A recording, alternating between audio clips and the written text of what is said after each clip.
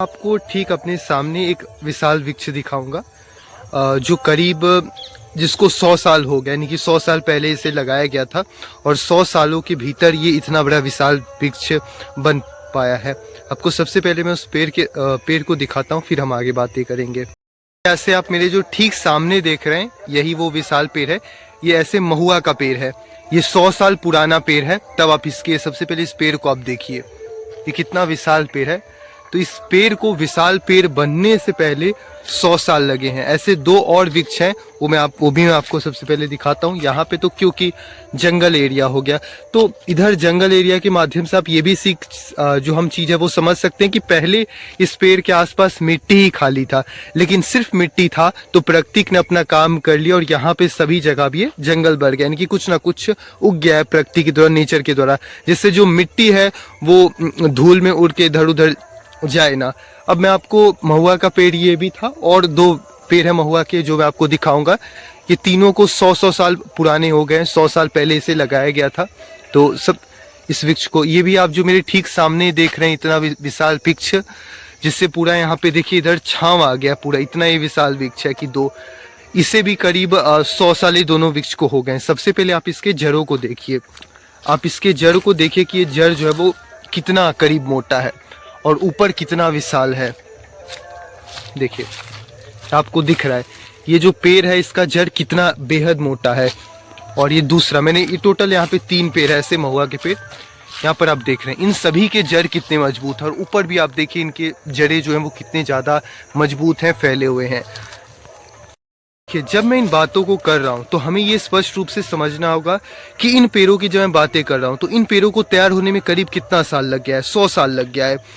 मैं इन बातों को, इस पेड़ को दिखाने का मेरा उद्देश्य यही था, माध्यम यही था कि जब आज हम क्लाइमेट चेंज की बात करते हैं, जब हम जलवायु परिवर्तन की आज बात करते हैं और जब आज बहुत सारे पेड़ कट रहे हैं, जंगल कट रहे हैं, फॉरेस्ट कट रहे हैं, तब हम ये बोलते हैं कि एक पेड़ लगाओ। नहीं, एक पेड़ को विशाल पेड़ बनने में समय लगता है। आप जो मेरे ठीक सामने आप दिख रहे हैं ये जो विशाल पेड़, इसे इतना बड़ा बनने में 100 साल लगा है, तब जाकर एक विशाल पेड़ बन पाया है।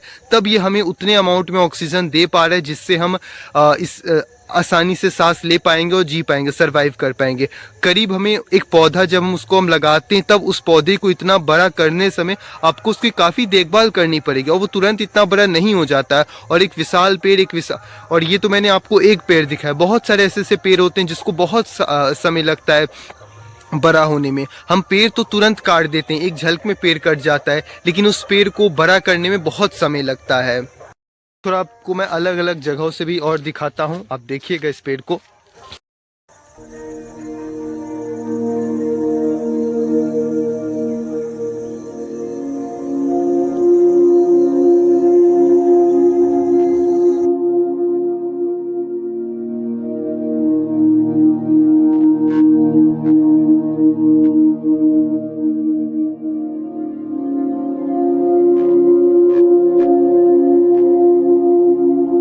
अभी जब मैं इतनी जगह काफ़ी दूर से चलते चलते आ रहा हूँ और खेत से भी आया और पैदल होते हुए भी आया, तो मैंने एक चीज़ अनुभव किया, वो मैं आपसे बताऊंगा, साझा करूंगा।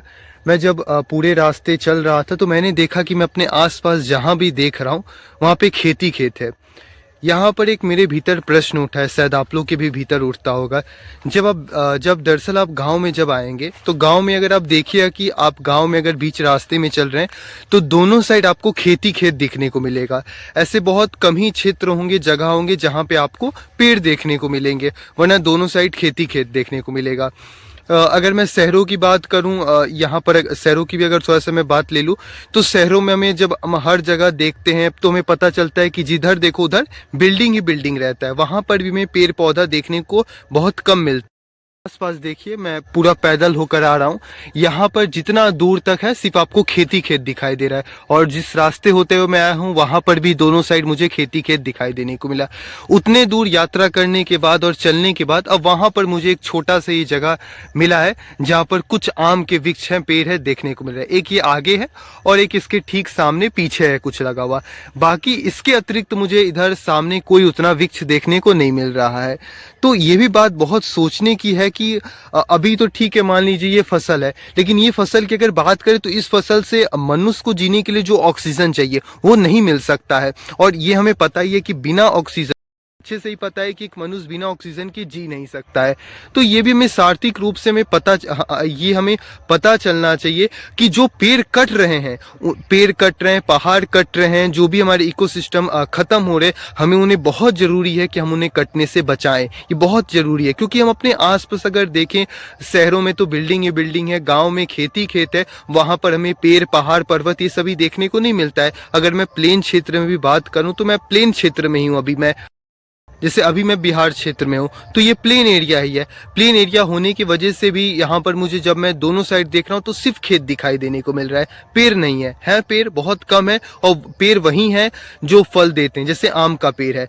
तो जब हम इस बात पर, मुझे लगता है कि काफ़ी हमें गहराई से सोचने की ज़रूरत है। जब हम ये बात बोलते हैं कि पृथ्वी का टेम्परेचर बढ़ रहा है, तापमान बढ़ रहा है, हमें पेड़ लगाने की आवश्यकता है, तो उससे कई गुना ज़रूरत है कि हमें अपने पेड़ों को, पर्वतों को बचाने की आवश्यकता है जो कट रहे हैं अभी, वरना फिर हमारे लिए बहुत मुश्किल हो जाएगा इस पृथ्वी पे सरवाइव करना। क्योंकि ये जो आसपास यहाँ पर देखने को मिल रहा है, यहाँ पर कोई पेड़ पौधा नहीं है, और हम सबको पता है पेड़ अगर नहीं रहेगा तो हम सांस ले नहीं पाएंगे और मनुष्य नहीं जी पाएगा।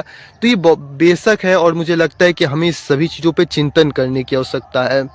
जो वृक्ष दिखा, जो थोड़ा सा पूरे खेतों के बीच में जो कुछ आम वगैरह का बगीचा वगैरह दिखा, उससे मैं आपको दिखाता हूँ। वैसे ये आम का ही बगीचा है, यहाँ पर मैं आपको दिखाता हूँ। देखिए यहाँ पे कुछ ही पेड़ हैं, कुछ ही वृक्ष हैं, लेकिन उन्हीं की वजह से यहाँ पर काफ़ी छांव है। यहाँ पर अधिकतर आम का ही पेड़ है, या अब ज़्यादा बड़ा नहीं है, छोटा ही है। देखिए इतने बड़े खेत के दौरान सिर्फ इतना ही यहाँ पर पेड़ है। लेकिन मेरा एक सवाल भी है, देखिए आज तो ठीक है, आज हम जितना आसपास अपने देख रहे हैं आज खेत है, लेकिन क्या आज से 100 साल पहले, 200 साल पहले क्या इन सभी जगहों पर खेत हुआ करता था? नहीं। इन सभी जगहों पर जब हम देखें तो आज से 100 साल 2 साल पहले इन जगह पर खेत नहीं हुआ करते थे। ये सभी जगह जंगल हुआ करते थे, और जाहिर सी बात है जंगल की आवश्यकता है, क्योंकि बिना जंगल नहीं होगा, इकोसिस्टम अगर नहीं रहेगा तो ना एनिमल्स रह पाएंगे। इस तरह के चीजों में एनिमल्स नहीं रह पाएंगे, एनिमल्स नहीं सर्वाइव कर पाएंगे। और ह्यूमन को भी ये सभी चीज चाहिए, पहाड़ पर्वत चाहिए, झरने चाहिए जिससे वो शुद्ध पानी पी सके, और पेड़ पौधे चाहिए जिससे वो सांस ले सके। अब जरा मेरे ऊपर देखिएगा, कुछ तरह से बांस का पेड़ है और कुछ अलग अलग वृक्ष हैं। मैं आपको कुछ दिखाना चाहता हूँ। देखिए यहाँ पर जितने भी पेड़ पौधे हैं सभी एक के साथ जुड़ गए हैं, जिसके वजह से जो भी ऊपर से धूप आ रहा है वो अब आ नहीं पा रहा है। यहाँ पर बाहर तो है धूप, बाहर अगर आप देखेंगे खेत में तो धूप आ रहा है, लेकिन इस जगह पे धूप नहीं आ पा रहा है, जिसकी वजह से क्या होगा कि अगर गर्मी में भी अगर आप आएंगे यहाँ पर तो आप आराम से बैठ सकते हैं, आपको धूप यहाँ पर नहीं लगेगा। तो देखिए नेचर ने इस सब चीज़ों का इंतजाम किया हुआ है कि अगर जंगल है, ये जंगल तो मैं इसे नहीं बोलूँगा, लेकिन यहाँ पर कुछ वृक्ष हैं, कुछ पेड़ पौधे हैं, उन्हीं की वजह से ये जगह काफ़ी मतलब खूबसूरत लग रहा है मुझे। बाकी सभी जगह मैं आया और यहाँ पर ये छोटी सी जगह है, लेकिन मुझे काफ़ी सुंदर लग रहा है। आपको भी मैं थोड़ा इसका एक बार नज़ारा दिखाऊँगा, आप देखिएगा ज़रूर इसको। आप देखिए पूरा ये जंगल, ये छोटा सा ही है लेकिन जंगल, लेकिन ये काफ़ी अच्छा है। और यहाँ पर चिड़िया भी आराम से रह सकती हैं, चिड़िया को भी कोई भी दिक्कत नहीं होगा। तो हमें ज़रूरी है इस प्रकार के, इससे भी घने जंगल की आवश्यकता है, और जो है हमें ज़रूरी है, जंगल है हम उसके लिए संरक्षण करें, और उसको काटा ना जाए बल्कि उसको बचाया जाए, क्योंकि ये आवश्यकता है, ज़रूरत है, मनुष्य की भी ज़रूरत है और एनिमल्स की भी आवश्यकता है, जिससे हमारा इकोसिस्टम जो है वो डिसबैलेंस ना हो। ये छोटा सा ही पेड़ पौधे वाला एरिया है, यहाँ पर मैं आया हूँ। ये दूसरा बगीचा है, एक पहले मैं आपको बगीचा का दिखाया था। थोड़ा देरी मैं यहाँ पर बैठा हूँ, लेकिन अच्छा लग रहा है। उसका मूल कारण है क्योंकि आसपास सिर्फ पेड़ पौधे हैं, तो पेड़ पौधों के बीच में सांस लेने में हमें किसी प्रकार की कोई दिक्कतें नहीं होगी। तो शुद्ध हवा है, साफ हवा है, अच्छा लग रहा है, बेहतर लग रहा है। शायद हमें कैसी दुनिया का स्थापना कर भी सकते हैं और उसके बीच भी हम रह सकते हैं, जहाँ पे चारों तरफ पेड़ पौधा हो, बीच में घर हो। ये भी एक बेहतर दुनिया हो सकती है। शायद हमें इस पर सोचने और विचारने की आवश्यकता है। अभी मैं बगीचा में आया था और आपको कुछ चीज़ें दिखाता हूँ। शायद हमें इस पर सोचने और विचारने की आवश्यकता है।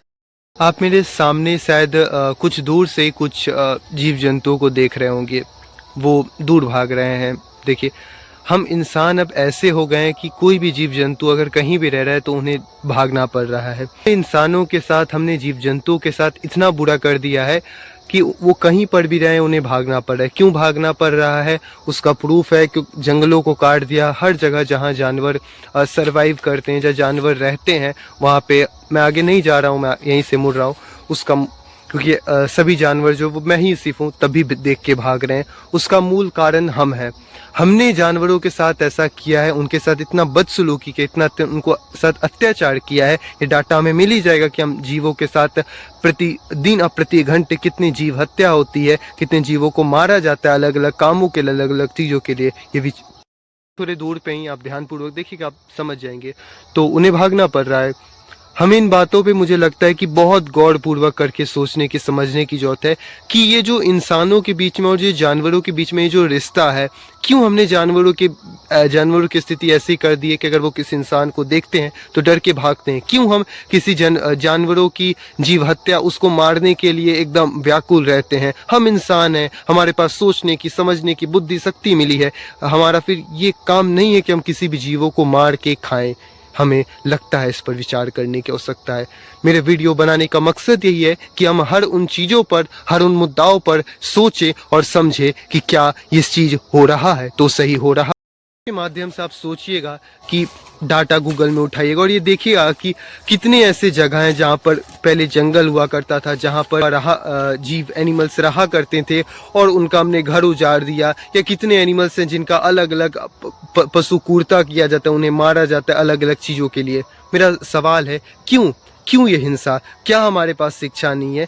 क्या हमारे पास ज्ञान नहीं है? क्या हमारे पास नॉलेज नहीं है कि हम इस प्रकार का चीज़ कर रहे हैं? लेकिन एक चीज़ है, हमें खुद को जानने की आवश्यकता है, हमें खुद को समझने की आवश्यकता है और हमें खुद के जीवन में एक परिवर्तन, एक बदलाव लाने की आवश्यकता है। और जब मुझे लगता है इन वीडियो के माध्यम से आप देखिएगा और थोड़ा बहुत आपको शायद एनिमल्स दिखे होंगे, वो दूर चले गए। मैं वहाँ से आगे हट के आ गया हूँ क्योंकि वो चले गए और दूरी पहले से भी होते।